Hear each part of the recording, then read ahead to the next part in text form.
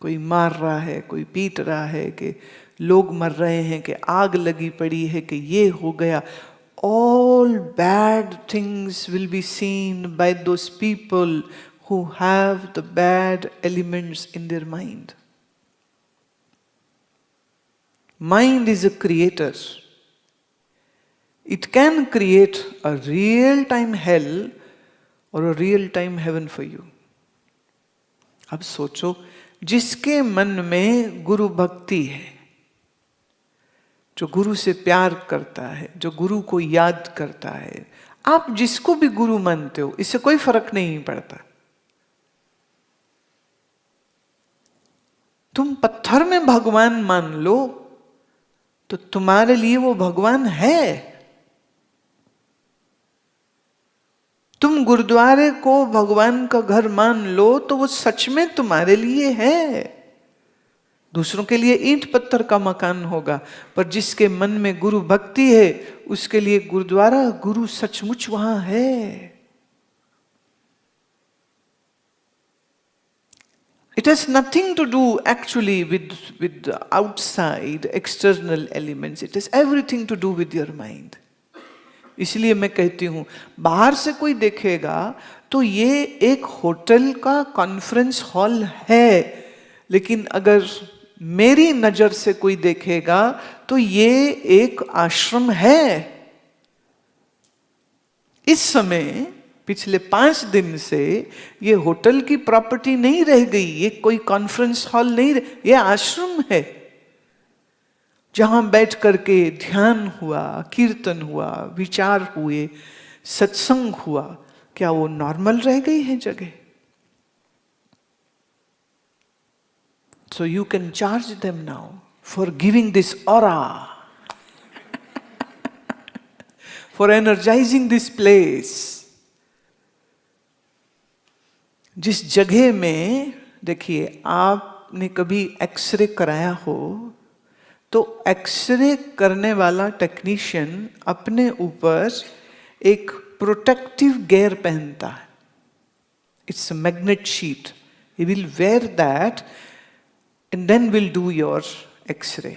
Why? Because the rays of the x-ray are not good for human body. जो आदमी बीमार है उसकी तो मजबूरी हो गई है, लेकिन अननेसेसरी एक्सरे नहीं किया जाना चाहिए. MRI is more dangerous, right? And when an MRI is being done, the technician is outside the room, not in the room. क्योंकि शरीर के लिए वो नुकसानदेह होता है. अब एक्सरे से जो किरणें निकलती हैं वो आंखों से तो दिखती नहीं. MRI मशीन से जो रेज निकल रही हैं मैग्नेट्स की, वो तो आंख से दिखती नहीं, पर उसका कितना खतरनाक प्रभाव होता है. तो महात्मा की जो ऊर्जा है वो आंखों से दिख जाएगी क्या? इसलिए समझदार लोग जिन्हें इस बात का ज्ञान है वो हमेशा इसकी कोशिश करेंगे कि किसी न किसी समय पर कोई ऐसा सुहाना समय दिन होए कि जिस दिन महात्मा को वो अपने घर में बुलाए. It's like bringing all that spiritual magnetic machine in your house. That body is like that. The body of a Mahatma is a very powerful energy field. अब वो जहां जाकर के बैठ जाएगा, जैसे ये फूल है, इसको हम जहां रख देंगे अपनी खुशबू फैलाएगा. खुशबू आंख से थोड़ी दिखती, फूल दिखता, खुशबू नहीं दिखती. ऐसे संत का शरीर दिखता है, पर संत के अंदर जो ऊर्जा है, जो शक्ति है, वो आंखों से नहीं दिखती. लेकिन जिस जगह में महात्मा जाके बैठ जाता है, wherever the Mahatma goes and sits or sleeps or stays for even a little while, that place gets blessed. That place gets such a energized. That place gets the beautiful aura. महात्मा जहां जावे वो घर पवित्र हो जाता है। और फिर कहते जिस घर में ना कोई संत आए, ना कभी कोई महात्मा आए, सारा समय काम क्रोध लोभ की बातें होती हैं, वो संसारियों का घर हो जाता है। और जिस घर में संत जाके बैठे, उस जगह की हवा बदल जाती। There is no way at the moment to measure that, but the truth is, if somebody who is a very good meditator, they have experienced that, they have felt it. Wherever the Guru goes and sits, sometimes that place will get filled with beautiful perfume. No external French perfume is sprayed, but the body of the Mahatma emits that. So sometimes it can be very, very palpable, very, very perceivable, feelable. महसूस कर सकेगा उसको। और लोग अब ये सबको, जैसे आपका मोबाइल फोन किसी ऐसी कंपनी का है तो सब जगह रेंज में नहीं होता, बट कुछ कंपनीज के जो मोबाइल नेटवर्क है वो बहुत अच्छा होता है, तो सब जगह रेंज में आता है, तो सिग्नल्स अच्छे आ जाते हैं। बस ऐसे ही जो साधना करते हैं,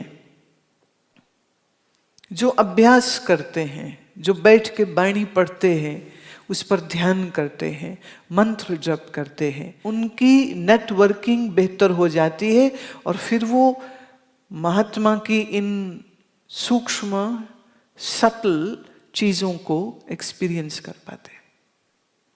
मुझे याद है हमारे घर में सत्संग होता था। I was, I think so, in 6th standard, 5th. I remember one Mahatma used to come to our house to do satsang every evening. And then, we would sniff around like a dog. From where is this nice smell coming? You're sniffing, कहाँ से आ रही? And sometimes we would ask mother कि आपने कुछ लगाया, some अगरबत्ती, some incense, what is this smell? And then she would, हाँ आ तो रही है, right? अच्छा, किसी हमारे कोई और जैसे पड़ोस के कोई some neighbor is there, तो हम उसको कहते तुमको आ रही? कहते नहीं, कोई भी नहीं आ रही। अच्छा, तुमको नहीं आ रही, हमको आ रही है। तो बड़ा अजीब लगता था। फिर एक दिन मैंने उनसे पूछा, मैंने कहा कि संत जी क्या आप कोई खुशबू लगाते हैं? तो वो हंसने लगे, कहते नहीं, मैं तो एलर्जिक हूं, मेरे को पसंद नहीं, मेरा सिर दुखने लग जाता है, अगर कोई परफ्यूम लगा के मेरे पास बैठ जाए मुझे तो उससे तकलीफ होती, हम इस्तेमाल नहीं करते। मैंने कहा मैं आपको सूंघ लूं? छोटी थी मैं। कहते हाँ सूंघ ले। तो आई वेंट क्लोज, ये तो वही है। अब तो बिल्कुल समझ ना आए, ये खुशबू लगाते नहीं हैं, खुशबू वाला साबुन यूज नहीं करते। अच्छा, वो तिलक भी नहीं लगाते थे। जैसे ये तिलक अगर चंदन का लगा हो तो उसकी भी एक खुशबू होती, अब वो तिलक भी नहीं लगाते थे, फिर भी खुशबू। तो मैंने पूछा, मैंने कहा ये कैसी खुशबू है जो हम कुछ लोगों को आ रही है, कुछ लोगों को नहीं आ रही है, और वो खुशबू आपसे भी आ रही है, तो ये खुशबू क्या है? तो वो बड़ी जोर से हंसे और कहते हैं देखो, जहाँ सत्संग होता है ना, वहाँ देवी देवता भी आ जाते हैं, और जब देवी देवता कहीं आते हैं तो वहाँ पर खुशबुएं आ जाती हैं। तो मैं तो घूम घूम देखूं कोई दिखी जाए शायद, देवी देवता आते हैं। बोले सत्संग खाली तुम थोड़ी सुनते हो, तो देवी देवता होते हैं ना, इसलिए वो आता। ओके, मान गए हम तो। लेकिन सच्चाई क्या है? सच्चाई कुछ और है, इसमें भी कुछ रहस्य है। हम इसमें अब ज्यादा नहीं जाएंगे, थोड़ी ही बात करेंगे इस पर। तो जो हमारे मन में है वही हमको अंदर दिखता है। बुरा अगर मन में डाल रखा है तो बुरा दिखेगा। अब आपके मन में कैसे कैसे ख्याल, कैसे कैसे विचार हैं, वैसे वैसे आपको सपने आते हैं और वैसी वैसी अनुभूतियां तुम्हें ध्यान करने समय पर हो सकती। जरूरी नहीं सबको हो, और नहीं हो तो ऐसा नहीं कि तुम कुछ गड़बड़ हो या तुम कुछ खराब हो इसलिए तुम्हें कुछ नहीं दिख रहा। It may and it may not happen, but there are certain experiences which can happen when you meditate regularly. When you sit down and calm your mind and make your mind go inward, then there are these all possibilities of spectacular things which might happen to you.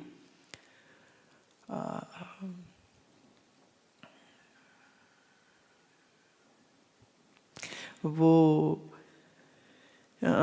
बड़ा पुराना एक ना पंजाबी का गीत है, मुझे वो याद आता है। सुरेंद्र कौर जी ने गाया था इसको।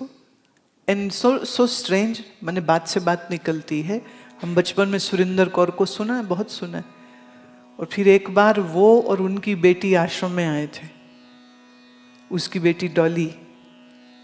तो सामने बैठ के उसने मेरे को सुनाया, कहती अब तो मैं बुढ़ी हो गई हूँ। मैं कोई नहीं, तुसी फिर भी गाओ। एंड शी sang एंड मैंने कहा आप कितना अच्छा गाते। कहते नहीं नहीं आप बड़ा अच्छा गाते।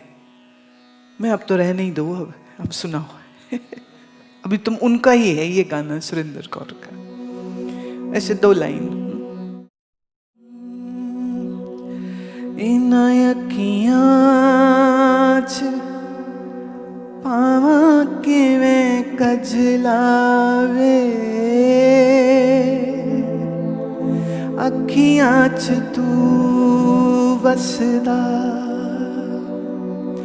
इना अखियां च पावा किवें कजलावे, अखियां च तू वसदा। दिने राती चन्ना मेरा लगदा न जीवे, लगदा न जीवे। जिथे जाके बैठ गयो ओथे तेरा की है, ओथे तेरा की है। जदों हसदी भुलेखा मैनू पैंदा होए, हासियां च तू हसदा। हाय हासियां च तू हसदा। इना अखियां च पावां किवें कजलावे, अखियां च तू वसदा। इना अखियां च पावां किवें कजलावे, अखियां च तू वसदा। हाय अखियां च तू वसदा।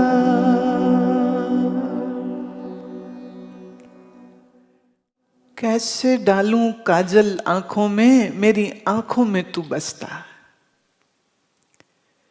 और जब मैं हंसती हूं तो लगता है मेरी हंसी में तू ही हंस रहा है। तो ये लड़की लड़के वाली प्यार मोहब्बत की बात, वो पति को याद करके पत्नी कह रही है कि भी तू चला गया है और मेरा दिल नहीं लगता है। हम इस गाने को ऐसे ले लेते हैं कि एक प्रेमी अपने गुरु को याद करके कह रहा है कि कैसे आंखों में काजल लगाऊं, मेरी आंखों में मेरे प्रभु तुम रहते हो। और हंसते हैं तो लगता है हमारी हंसी में तुम हंसते हो। और जब हम याद करते हैं तो हमारा दिल रोता है, तो कैसे तुम दूर चले जाते हो हमसे। गाना वही होता है, लेकिन हम उसके अर्थ क्या लेते हैं ये तो हमारे ऊपर है। और Surinder had been my favourite, you know, I love her singing. And क्या बढ़िया वो पंजाब की कोयल, उसको ये टाइटल मिला था, क्या वो गाई है, और क्या वो दिल के जो भाव होते हैं, बड़े बड़े सूक्ष्म भाव होते हैं, वो उनकी गायकी में इतने सुंदर निकल के आते। एंड समहाउ बात से बात चली है तो कहती हैं, एक बार सुरिंदर कौर जैसे मिली हमको, एक बार रेशमा जो पाकिस्तान की हैं, एक बार वो हमारे कोई मेरे साथ, वो जब मैं ढोलक बजाता था मेरे साथ वो, तो उसका फोन आया कि रेशमा आई हैं तो वो आपको मिलना चाहती। मैं अच्छा जी सदके आओ, आ जाओ। एंड देन शी केम, और वो भी यही बोले, हुण तो मैं बुढ़ी हो गई हाँ, हुण मैं कित्थों गावांगी, मैं कोई ना, तू बुढ़ी हुई गाल है, असी सुन लांगे। So it was a very happy meeting. And I sometime really feel के उस समय अगर मोबाइल्स होते या कैमरे होते तो हम लोग कुछ उन यादों को बना पाते, और अभी तो तुम सुन ही सकते हो। तो रेशमा ने भी अपना जब गाया तो उसने भी वही वैराग का गीत गाया। सवाल ये नहीं है कि तुम किसके लिए गा रहे हो, सवाल ये है कि तुम किस भावना से उसको समझते हो। और जब भावना अच्छी होती है तो दुनियावी गीत भी भजन हो जाते हैं, राइट।